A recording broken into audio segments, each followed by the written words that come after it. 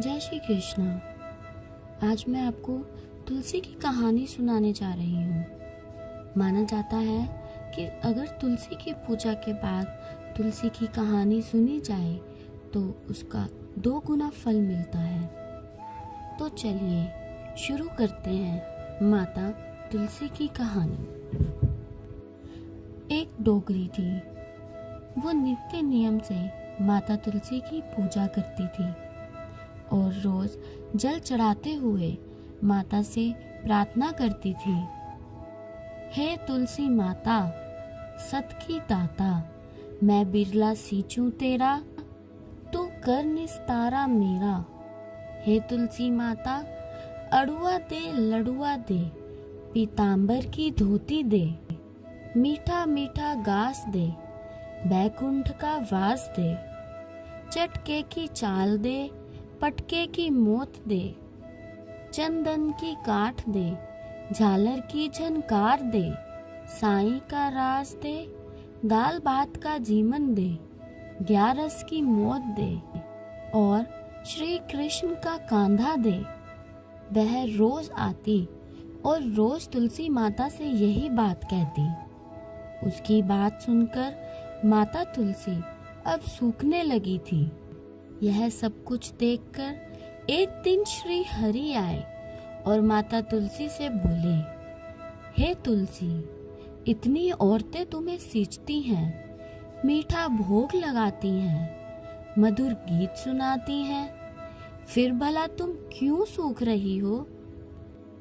तब माता तुलसी कहती हैं, हे प्रभु, एक बूढ़ी माई रोज मेरे पास आती है और मुझसे श्री कृष्ण का कांधा मांगती हैं। मैं उसे बाकी सब कुछ तो दे देती हूँ, परंतु श्री कृष्ण का कांधा मैं उसे कैसे दूंगी?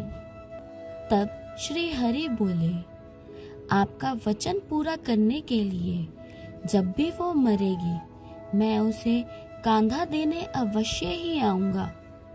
जब वह बूढ़ी माई परलोक सिधार गई तो आसपास के सब लोग उसे शमशान ले जाने के लिए इकट्ठा हो गए, परंतु बूढ़ी माई तो इतनी भारी हो जाती है कि कई लोगों के उठाने के बाद भी नहीं हिल पाती। तब तुलसी जी भगवान कृष्ण से कहती हैं, हे प्रभु, कृपा करके अपना वचन पूरा कीजिए। तो भगवान एक बच्चे के रूप में वहां आ जाते हैं। अब जैसे ही श्री हरि भीड़ को पार करके बुढ़िया के पास पहुंचते हैं तो बुढ़िया माई के कान में कहते हैं, हे माई, मैं आ गया हूँ, तू अड़वो ले गड़वो ले, पीतांबर को पेरन ले, श्री कृष्ण भगवान की खान ले, बैकुंठ को वास ले।